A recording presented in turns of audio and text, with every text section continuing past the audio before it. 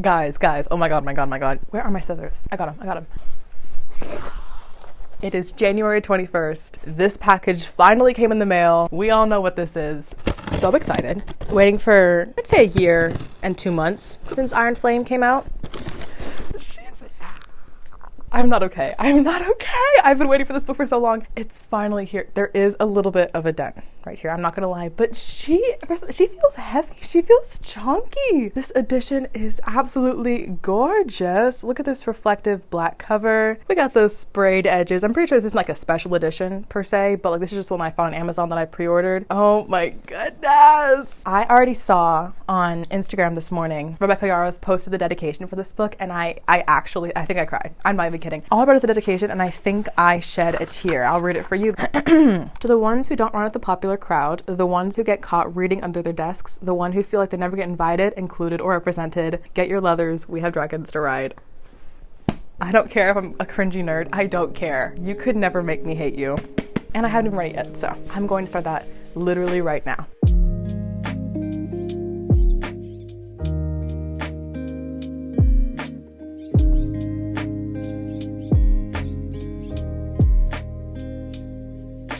Okay, so this is a couple days in the future. I realized that I never actually made an intro for this vlog. I was just freaking out about opening the package. So it will be a spoiler-free vlog, although it would help if you'd read book 1 and 2 before you watch this video. However, I will not be spoiling anything major for those books, and whenever I want to spoil ONYX STORM, I will mention it in the video, okay? Sounds good. Before we actually get into me reading, I wanted to show you guys the clips of me from like a week ago, actually more than a week ago, giving my predictions for this book whenever I finished Iron Flame. Oh my gosh, guys. Oh my gosh. I like a loss for words right now. I'm filming this clip a week in advance before the book even, like ONYX STORM even comes out and before I start my vlog, but I'm currently doing my reread of Iron Flame, and I already did my reread of Fourth Wing, and I need to rant first a few seconds because number one, my Instagram feed has been like entirely Fourth Wing things and like spoilers and theories and all that stuff, and it's been like crazy, and now I have theories that I want to talk about. So if you haven't read Fourth Wing or Iron Flame, I'm just letting you know that I'm going to be spoiling books 1 and 2 and telling you my theories for books 3, okay? So take with that what you will. Like I said, I'm like in shock and in awe about what I've been reading, number one, and then also what I've been seeing online, and I'm just realizing, number one, that Rebecca Yarros knows how to write a freaking Easter egg in her book. Like, there are so many little tidbits, even in book 1 that were revealed in book 2, that you just don't catch the first time, but then you reread and you're like, she just dropped a random sentence in the middle of nowhere that ended up being useful like 30 chapters down the line or in the next book that we would never know. Like, it's incredible. Anyway, that being said, I have a list of like my theories on a sticky note here. So number one, her second signet. So Rebecca Yarros said that her second signet was in Iron Flame. It may not have been explicitly like described and mentioned, but we do know that it was shown in this book. I've heard people say that she is a truth teller, which is essentially like a lie detector in the signets. And I think there's a line somewhere saying the only thing more powerful than the people who can like read thoughts is the one that can tell the truth, something like that. That could be a very incorrect quote, okay, don't kill me, but that is an option because it's like a little hint. But honestly, I don't know how accurate that would be because there have been many times in the books where Violet has made mistakes. So I'm like, if she could be a truth teller and know when people are lying to her, I feel like that would have been like more obvious by now. So my theory is that maybe she can see the dead, because that scene where she's being tortured, which by the way, oh my god, I sent a voice memo to my friend. I was like in shambles over that. I mean, it was a reread, so I knew it was gonna happen, but like the emotion in that scene with her seeing Liam and then Dane and then Xaden coming and rescuing her, like that entire like string of events was so emotional for me. But whenever she saw Liam, like I feel like he was honestly physically with her, even if no one else could see him. He was like touching her, he was talking to her, she could hear him. It was like a really good bond between the two of them. I was like, I bet you she can see the dead. And that would be helpful in the next book because then maybe she could talk to her father, who we think is dead. And I assume that he is dead because it makes no sense to kill off two of her family members, her brother and her father, and then bring both of them back to life or have them not have died in the first place. Which brings me into my thoughts about Venin. So people are saying online that maybe her dad was Venin. It explicitly says in Iron Flame that the sage or the leader of the Venin was a scribe. So I'm thinking to myself, I'm like, her dad is a scribe, sage is a scribe, maybe it's the same person. But there are other theories that maybe her mom was Venin, because there's a scene where her dad was telling her about when she was young, or maybe when she was a baby, and her mom had come in from a late night with bloodshot eyes. And I'm like, that is a very specific detail that I don't think would have been mentioned if it wasn't supposed to be a hint towards Venin, because Venin have red eyes. There's also the thing about her getting sick while pregnant with Violet that was mentioned at least once, and Violet has silver hair at the tips that is never explained. So maybe there's something going on with that, with like Venin magic magic, or maybe trying to reverse the venom magic because obviously the mother isn't venom now. I don't know. Like I said, I'm like throwing things out here. I kind of can understand the theories and like understand the reasoning behind these. Some other theories I just don't get at all, but like these are kind of making sense even if they're contradictory. And then the last one I have here is Andarna. So there is something that said that the venom were killed or like gotten rid of 600 years ago, and Andarna apparently was born 650 years ago. So I'm like, the magical thing that's one of a kind, incredibly rare, that happened to just kill all of the venom 600 years ago. I wonder who it could be. Maybe it's the pretty elusive, secretive dragon that we've been kind of keeping in our back pocket since book one. You know what I'm saying? Like, I don't know. So anyway, like I said, I haven't even gotten my hands on ONYX STORM yet. It's currently Wednesday. I'm gonna get it next Tuesday. I'm so excited. Okay, that's it for me. I'll talk to you guys later.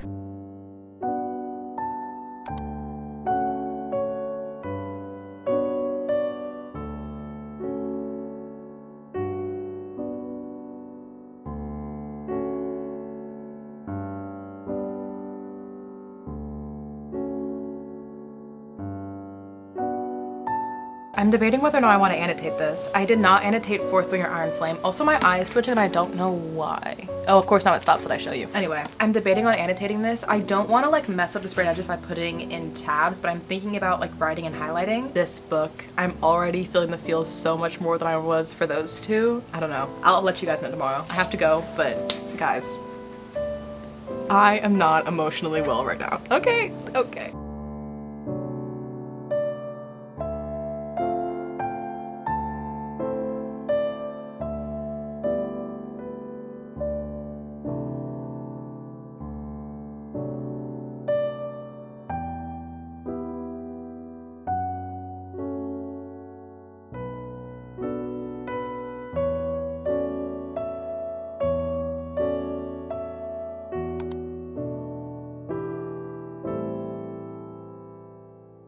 Okay, we're back to me. Hey again. It's currently Thursday, so it's been 2 days, and I'm 30% of the way through this book. Now, I was expecting to read a little bit faster than I am. Unfortunately, I'm not going super fast because I don't have much time to read these days, now that the semester started again. But I'm also wanting to cherish this book as long as possible, considering we're gonna have to wait at least a year for book 4 to come out. So I'm trying not to like rush through this and not enjoy my experience. So far, I actually have been annotating this book. It's really kind of hard to see because I've been using a light gray highlighter to kind of reflect the silver on the cover. So like there are some pages, you know, with highlighting and underlining and stuff like that, and I always of course like to write my little notes in the margins, but not much, and I'm only using this as like a bookmark. I'm not actually adding tabs. Anyway, all that to say that I've been trying to really immerse myself in the experience of this book and not rush so far, and I have to say I'm really enjoying it. I obviously do not know what my rating is yet, okay, so I'm not rushing that far forward. I will say that it is not slow because Rebecca Yarros' writing is always very fast-paced. She's really good at giving you what you need to know and then not spending too long in a scene or not spending too long on a certain topic before moving to the next one, so you always feel like something is happening. I just feel like, to be honest, the whole like we're in war, we're trying to find, I can't really tell you what they're even looking for because that would kind of be a spoiler for the end of book 2. It's kind of hard making a vlog about book 3, especially a popular series when you know people have read it but some people haven't. Anyway, I'm not gonna say, but basically they're looking for something, they're researching, they're trying to find something, and that entire plot idea is just not as interesting as like learning how to fight or, you know, the whole enemies to lovers thing that was really more prominent in book 1, which is totally fine. When you get further in a series, obviously things have to change, but it's just that's why I'm going through this a little slower as well, just because the topic isn't as interesting. However, the way that Rebecca Yarros writes it is much better than if anyone else had wrote it, if that makes sense, because she goes through it so quickly and she gets through it very fast paced. I also think this book is quite funny. Like Ryduk, however you say his name, he is so funny. He gets better every book. Like his little quips or whatever, I was just like, I have like my LMAOs and like the margins and stuff because they're just so funny. Xaden's obviously very funny and snarky. Who else? I like the way Imogen talks. Sawyer can be kind of funny, although he's a little more quiet and reserved. I don't know. Garrick, I love Garrick. Oh my gosh. Actually, I have a newfound appreciation for Garrick in this book. If you guys know the scene I'm talking about where it's just like Garrick and Violet in a situation, like I really had a newfound appreciation for that man in that scene, you know? Which is nice. I like that we're getting more focus on our side characters because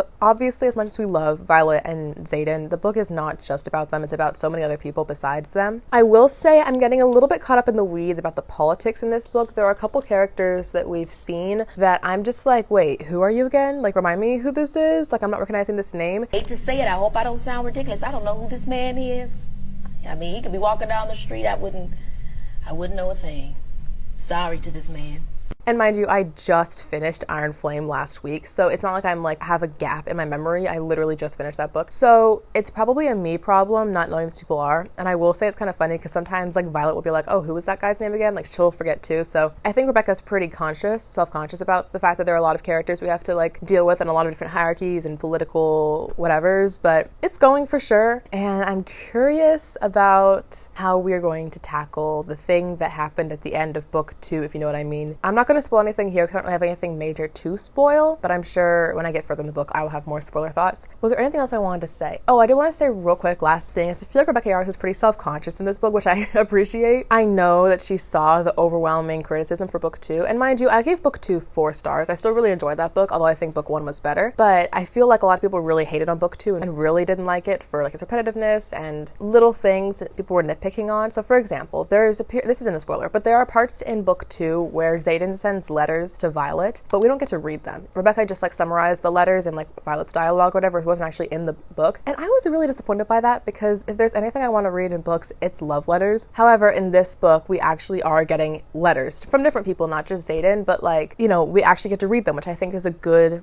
note that she took from the criticism and changed. There's also one line in this book where Sawyer makes fun of the fact that Violet and Xaden argue about the same things like an old married couple, which was a big problem that people had with book 2. And I also kind of agree with that, but to some point it's like the back and forth is necessary. Anyway, we won't get into this right now. I talked about that in a different vlog, but I appreciate that at least Sawyer mentioned it in this book because that means that like Rebecca is bringing up the fact that she recognizes the people who had issues with book 2 and she's trying to change a little bit, not like edit her writing style, but like, you know, become a better writer by noticing the critiques and improving from that. So gotta appreciate her for that. I really gotta give her something for that. I'm really enjoying this book, and let's just keep reading.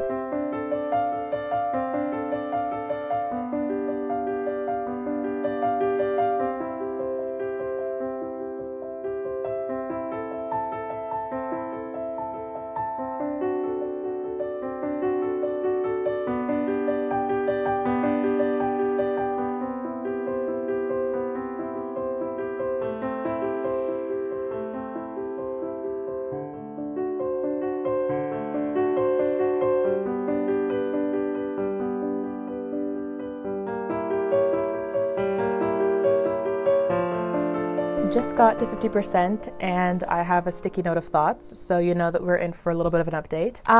Okay, first the good stuff. And I'm not saying that there's bad stuff. Well, maybe now that I'm saying that I should like explain. I don't want to leave you guys in suspense. Okay, I'm not feeling bad about this book. Do not get me wrong. Okay, don't take my words out of context here, but whenever I'm looking at this book on my table, I have no inclination to pick it up and read it. I'm sorry. I have to be honest with y'all though. I really do. Like, we have to be truthful here. I don't have any like instant desire to pick it up. And okay, when I first got the book, I really wanted to read it, and honestly, it's probably more of a me problem than anything because I haven't been reading recently before this book. I took like a couple days off of reading and it's just been kind of slow getting back into it, but I don't like look at this book and be like, oh my gosh, I have to read it right now. I just have other things that I'm like, you know, on my mind. But whenever I open this book and I sit down and actually put time into finishing it and like getting further in it, I'm like, this is so good. Like, writing is good. We love the characters. We love the humor. We love how fast the plot is. I brought all this up before. Like, this is not anything new, but like how Rebecca always ends each chapter on a little cliffhanger, so you want to keep going. Like, she's very good at writing, and this is a very like technically good book, I feel. It's just like when I see it sitting there on my table, I'm just like, I don't know if I want to pick it up right now. Does that make sense?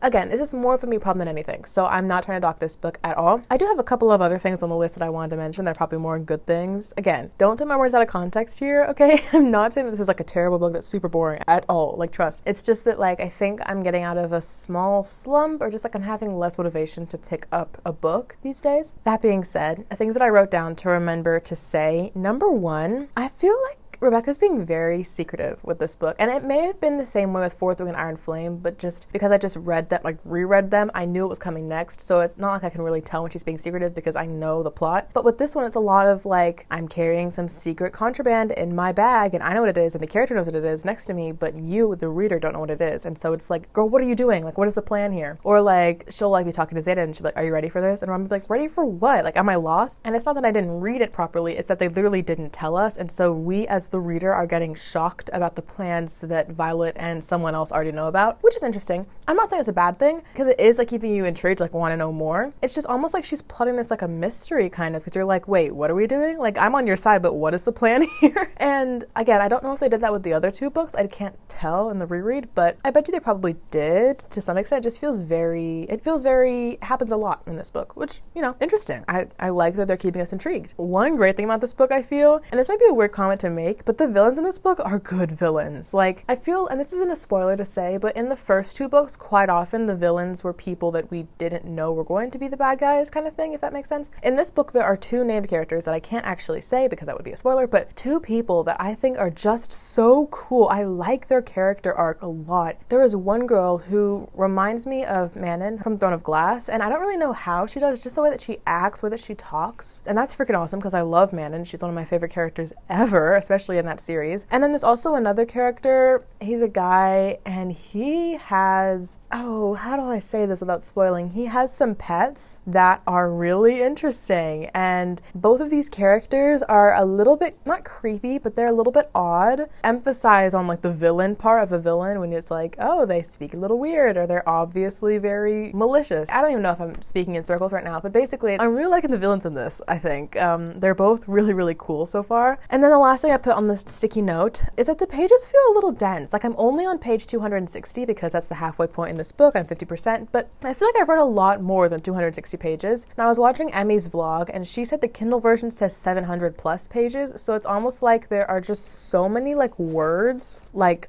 on each page. I mean, they're pretty tall pages. It's a hardback. They're pretty, I wouldn't say the font is pretty small. I think there are a lot of lines. Maybe I'm being dramatic. I did look and compare them to Fourth Wing and Iron Flame, and those two books are the same print and the same size and everything. It's just because I reread them, so I knew the plot, the books are going by faster, whereas this one I'm having to interpret new information, so it reads a little slower. Part of that could also be that she stuffs so much plot into a short amount of time, but I just feel like I've read at least 300 pages so far, and I've only gotten to 260. But all that to say, everyone is posting pictures of them sobbing. Yep, that's right. Tears down their face, mascara streaks, nose running, sobbing at the end of this book, or like gasping in shock, one of the two. It's only the reactions I've seen. And I know that Rebecca's not going to end us on something boring. She's going to give us a cliffhanger. This is a 5-book series, I believe, or it's going to be, and so we're only halfway there. I mean, I'm literally halfway there. I'm halfway through book 3, but I am so nervous about how it's going to end because Xaden, my love, my everything, he needs to be in a better place at the end of this book than he was at the end of Iron Flame. If you know, you know. Okay? One more thing I want to say, though. I just got past a smut scene. Woo! I mean, here's the thing, okay? We all know we love Xaden Rierson, okay? But man, can Rebecca write some smut. And here's the other thing, too. I was talking to my friend about this. Xaden Rierson, in my opinion, is not, like, my top. Like, if I had to list all of my book boyfriends ever, that's, like, a stupid sentence to say, but, you know, all my favorite male love interests ever in any book ever, Xaden's close to the top, trust. But, like, he's not number one. But then I always say that, and then I pick up a book by Rebecca Yarros, and I'm like, wait a second. Why did I ever doubt this man? Why did I ever doubt this man? I'm gonna read you a quote out of context, because it's just a smut scene quote and it doesn't actually matter like when or where this happened. It's so funny though. It's like so funny. Xaden opens the door. He says, "To what do we owe the honor of a visit from every single one of you?" And then the people in the hallway are like silent and he goes, "Yes, the table is broken. Now what do you need?" And then Rydick goes, "You two totally broke it, didn't you?" Like that armoire no one was supposed to notice getting hauled out of her room during first year. And Mira goes, "The what?" And I'm like, guys, Xaden is my everything. Xaden is my everything. Hello. He's the little like awkward pause and like, yes, he broke the table. Like, come on. Anyway, I need to shut up. I really need to. I'm being obnoxious, but like every time I pick up a book by Rebecca Yarros, I'm like, yeah, Xaden might be top 5 actually. He might be up there with Rowan. And Rowan is my king, okay? Don't talk to me about Rowan because he is my king. But like, Xaden Rierson, babe? Anyway. Weird angle, but I need to leave for class like now, but I wanted to bring up ONYX STORM. The dust jacket is off, but I'm still in the middle of reading it. I'm actually like 80 pages from the end of this book. You may be asking why I didn't vlog anything, and it's because I got through like 150 pages between last night and this morning while in my bed under the covers freezing with my hair looking a mess and my lips were chapped. So like you didn't want to see that. You really didn't. But like just know that I got through a lot yesterday. Spoilers are spoilering. I'm not going to say anything now because I don't have time, but like let's just say that I learned quite a bit of information and it's going by a lot faster. Whatever I said in the last clip about not feeling excited to pick this up when I wanted to read it, but when I was reading it, I was enjoying it. Cross out that statement. Okay, I take it back. I now really want to pick this up and 24/7, like want to finish it. I'm like really intrigued in how it's going to end. So like my motivation and excitement for reading is back, which I'm really excited about. I'm just nervous. I'm actually scared. 80 pages from the end, so we're coming close to the final little bit. I think I'm 85% of the way through this book. We've gotten things have been happening, trust, but like I know that like the big reveal to end or the big battle, whatever it is, I don't know what it is, but whatever it is still yet to come. And once again, I don't know if I said this yet, but I keep seeing videos on Instagram of people finishing this book and crying, like sobbing, mascara down their face, like bawling their eyes out at the end of this book. And I'm like, what could possibly happen? And there are quite a lot of things actually that could possibly happen that are going to make me like tear up and cry. But what could happen that is like going to, like, where could this book go? That's what I'm thinking in my head. And like I can't really say my theories because those would be spoilers. I don't have time to make a spoiler section because I need to go to class. But like, what could happen? I'm like nervous. I'm a little confused. Not really lost. I'm just like waiting in anxious anticipation, and I cannot read this book fast enough. But unfortunately, we do have things like college and, you know, food to go eat and things like that. So I have to like go take care of my responsibilities first. But I'm just like, I'm scared for my life. So I'll come back later this afternoon and hopefully I can finish this book today, maybe tomorrow. I don't know. But I'm like, I'm scared. I'm scared.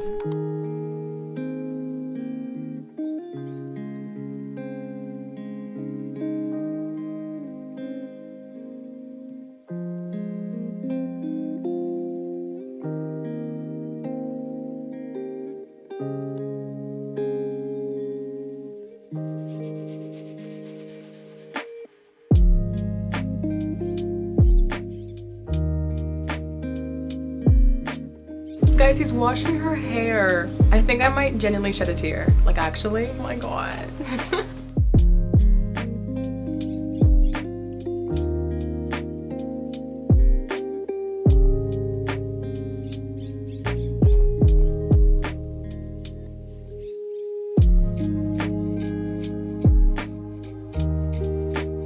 I'm like in shock.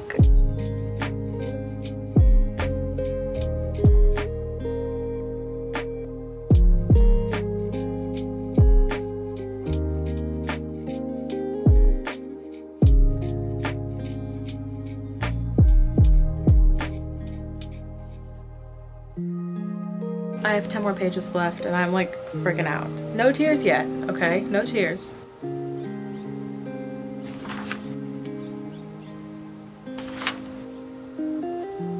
Yeah. Oh my god. Shit. Wait, I'm so confused. No.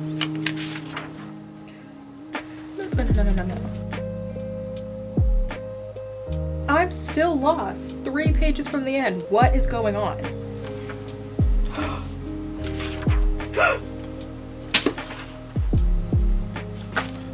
What do you mean that's the end? What do you mean? No, I'm sorry.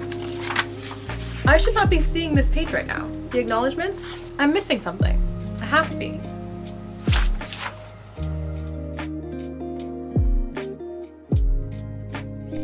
Oh my goodness. It's been approximately 10 minutes since I finished this book. Have I had time to process? No. Do I care? Also no. Because I immediately went on Instagram and found some of my favorite creators who've already finished this book and watched their spoiler ending reactions and conspiracy theories or whatever for the next book. And my mind is swirling and I have to talk about it. But first I want to do non-spoilers so that all of y'all who don't want or haven't read this book yet or don't want spoilers can still hear my thoughts on this. Obviously, by the look on my face, I did not cry. That being said, the ending was still very emotional. I'm just more in shock than anything else, which is why I don't have tears streaming down my face for once. However, don't take that as a reaction of me not liking this book because like I said, in shock. For the millionth time, Rebecca Yarros can take like a bajillion different Easter eggs, a bajillion different plot points that we never actually hold on to because she almost hides it. Like she'll give us something and then she'll distract us with something else immediately after that almost shoves that first thing down so we forget about it until we later need it and they're like, oh my god, how could I forget? And it's because she's very talented at distracting our focus from the main points or the main plot twists that are coming at the end. But overall, the ending of this book, it was building and then it just kind of stopped. Like there wasn't even a plateau, there wasn't a dip, or wasn't anything, it just stopped. Like the last page of this book, I expected there to be another one after, like just another line, another something from what we got. Like Imogen was the last person to talk. It's not a spoiler to say that she was the last person to talk. And I'm like, hello? Like what she said, I was like, what?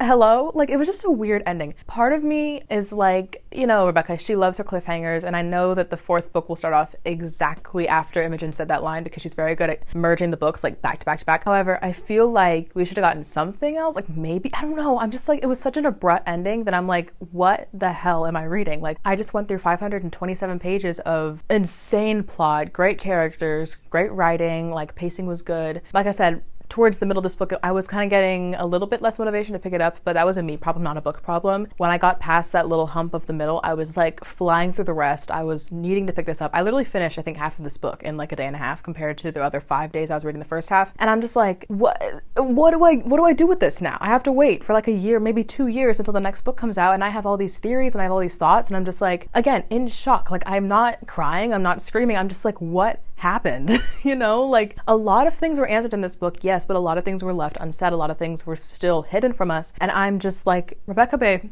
what do I do with this? What do I do now? I have no clue. Now, I do have a sticky note of theories and thoughts that are all spoilery. So this is going to be the only spoiler section of the video. Skip to this timestamp here on the screen if you don't want to hear any spoilers. I shouldn't be too long because I have to get to a Zoom meeting in like 10 minutes. But also, like, I gotta rant. So here's your only warning. Skip out if you don't want spoilers. I definitely recommend you don't want spoilers. If you haven't read the series yet, my God, please pick it up. Books 1 and 2 are here. This is book 3. It's so good. But I'll be back after spoilers, okay? So don't go far. Spoiler time. So let's just go in order because I've kind of been writing these notes since like the halfway point. Number 1, Halden. People were saying that he was going to be Violet's ex from the beginning, and I honestly forgot about him as a character. I did not know like where they're getting that theory from. Turns out they were right because he comes in halfway through this book and is like, hey, I'm your ex. It was honestly kind of fun to see Xaden be jealous and stuff, but he's just such a dumb character. Like, the whole stuff on that island, I don't even remember the name. Was it Cortland? Of the guy with the 3 panthers? They're big cats. I don't know if they're leopards, panthers. I want to say there's something like that. Obviously, my memory is doing really great right now because I'm focusing on other parts of the book, but whatever that was, that villain, number 1, freaking awesome. The other villain that's freaking awesome is Theophany? It's like Stephanie, so Theophany. I think that's how you pronounce it. Anyway, we'll get back to her in a second. All I want to say is that Cortland, I think his name was, the villain, so cool. And Halden, the one who betrayed them to the guy with the cats, idiot. So dumb, but I mean, every girl gotta have her bad ex, am I right? Next on here, I put Xaden's mom. Okay, so this was surprising to me. I honestly was distrustful of her from the very start that we saw her. I was like, oh my God, that's his mom. Like, she's been alive this whole time. She knows about everything that's been happening, and she's still been leaving him in the dark. The whole scene with poisoning everyone, I honestly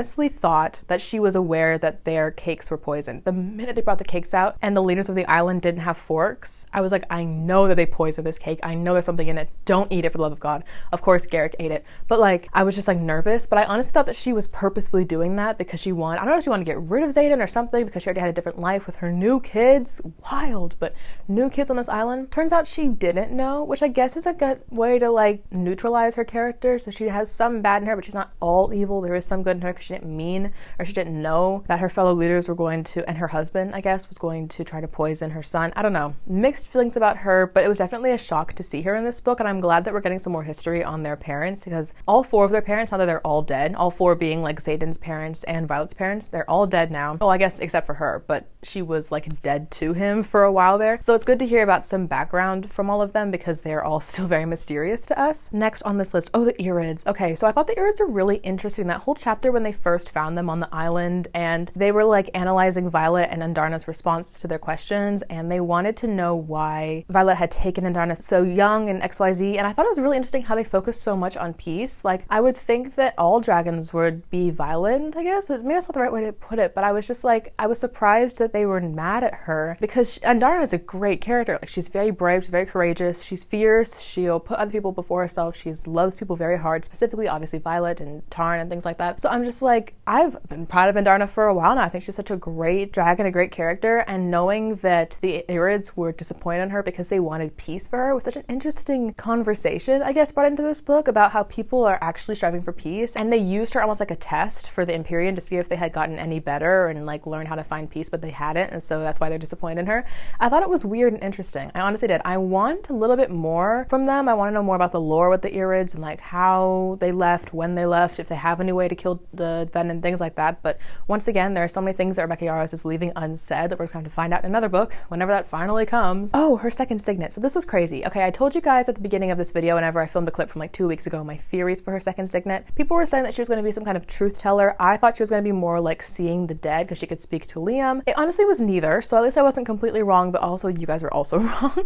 Turns out her second signet is being able to see into people's dreams, which is actually so interesting. The minute I saw that last night, I was like, I like shot up in bed. I was like gasping because it makes so much sense. The ending of Iron Flame, which I guess this is a spoiler for that, but if you want spoilers for this, you're gonna get spoilers for that too. The ending of Iron Flame, we get into Xaden's point of view for the first time ever. It's like the final chapter, and we see a scene that Violet has been seeing in her dreams for the entirety of the book. And I thought the entire time that she was just seeing Xaden's dreams, like not that she was actually like walking in them, but maybe that they just happen to have the same dream because of the bond, or maybe that it was Xaden the entire time. I'm not sure. But like that little fact I noticed, but I brushed under the rug when I shouldn't have, because once again, it's Rebecca Yarros. She's going to do something crazy with every single part of this book. So it turns out that Violet can actually like walk into people's dreams, and like she can see what they're doing, and if she gets cognizant of it, that she can step out of their perspective and she can be with them in the dream. Crazy concept, like crazy. And it's interesting too because Xaden said it this way: he can see what people's intentions are with his second signet, right? And that's really interesting because as long as their shields are down or they don't know, then he can, you know, see their, not their thoughts, but like their intentions, like their, what they mean to do, XYZ,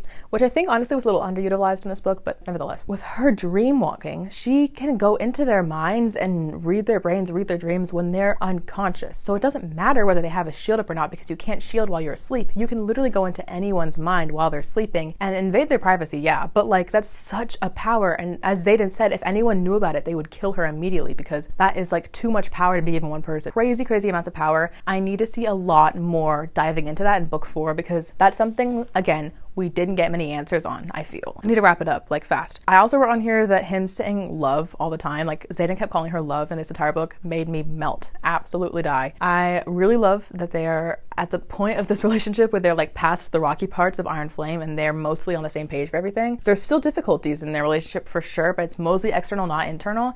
And the way that he spoke to her the entire book, I was just like, Xaden, marry me on the spot.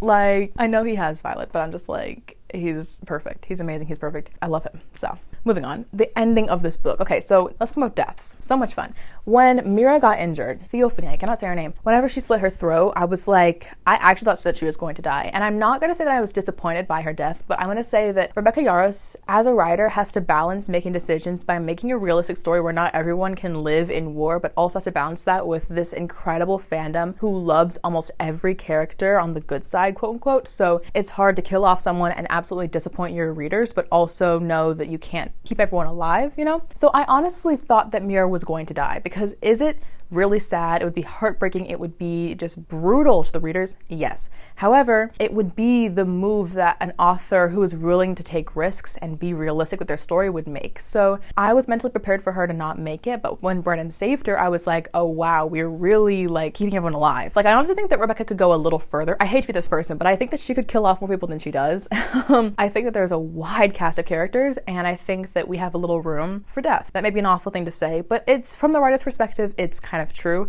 From the reader's perspective, though, I appreciate that she left Mira alive because we all love Mira, of course, and instead she killed off Quinn. Now, I think that Quinn is one of those characters that we love. We think she's super sweet, but we have no serious connection to her, which is why I didn't cry when she died. Did I think it was extremely emotional? Yes. Like, actually, her death was so well written, in my opinion. I'm looking at this very analytically. I know I'm not looking at this with emotion as much because, again, I didn't cry. I'm like in shock. So I'm like just staring at it like, what just happened? I think that the lines that Rebecca wrote were incredible. I think that her conversation with Imogen at the very end was so sweet. I underlined like the entire conversation. Very, very emotional. We made it a good one.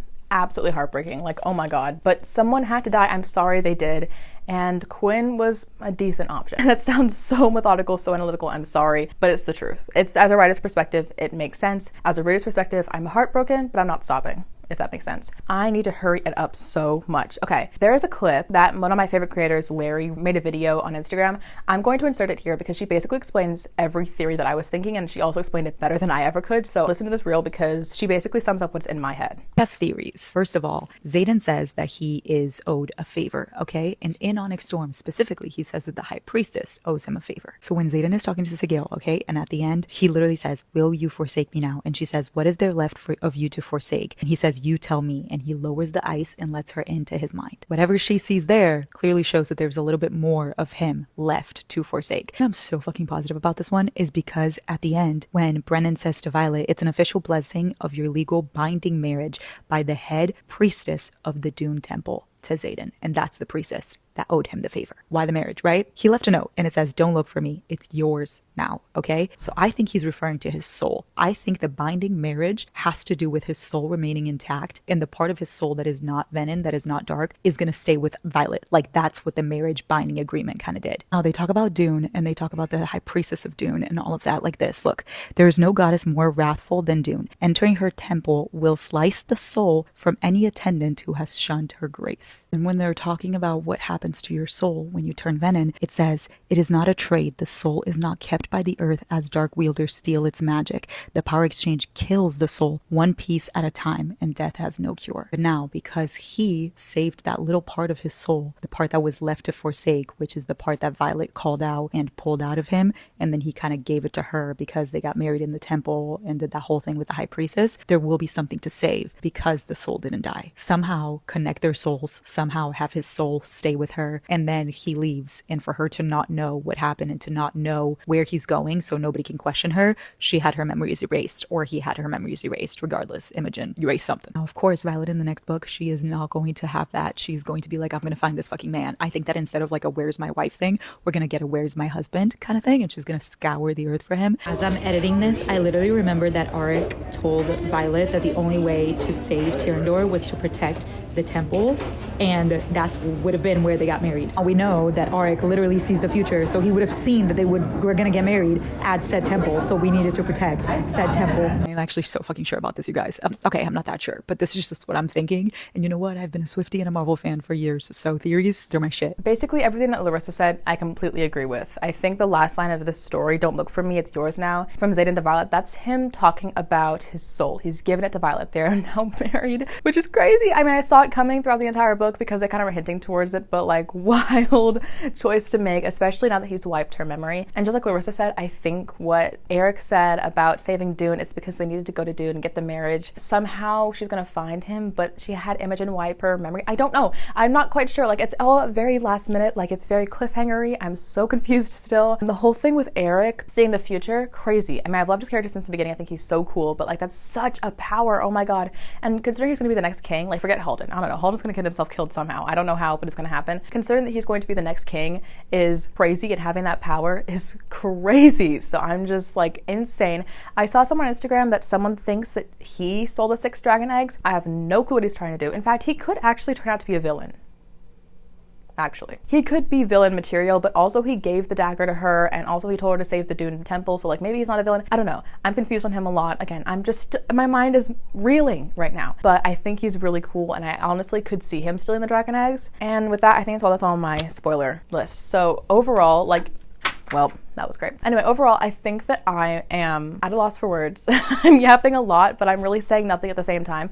And I don't know how to feel after I finish this book. I think that the wait for the next book is going to be like ages long. And I think it's just the fact that we're all just not in the know. Like, where is Xaden? What happened to Violet? Like, what part of his soul did he leave? Is the bond with him and Sigale still a thing? What happened to Andarna? Why did Imogen have to erase her memory? Like, all these different questions at the very end that are not answered. So I'm not sobbing, but I'm still lost and confused, and I don't know what to feel, and now I have to wait a year and a half to continue the story. So I'm just going to consider it now. Spoilers are over, so I can finish out my thoughts for this book. I have decided to give this book 4.5 stars. This book is incredible. The characters are amazing. The plot is amazing. Like, everything is so well done. Easter eggs, the romance in this book is so good, but I'm just so at a loss for words at the end, and I didn't feel enough emotion to cry like any point, so I can't give this a 5 stars. Unfortunately, not a 5-star feeling, but I do think this book is better than Iron Flame. So I gave the first book, Fourth Wing, 5 stars, second book 4 stars, this one's a 4.5. Still an incredible rating from me. I'm a mess up here, but I want to thank you guys anyway for watching this reading vlog. I really do appreciate you for getting to the end. If you've read this book, let me know in the comments below your thoughts, but please indicate if it's going to be a spoilery thought so you don't actually spoil someone else who hasn't read the book yet. I need to like take a moment after I finish this because wow. But anyway, subscribe to my channel. I post reading vlogs and other videos every single Thursday, and I will see you guys next week. Hopefully I can get a video out by then because I'm going to be reeling after this book for the foreseeable future.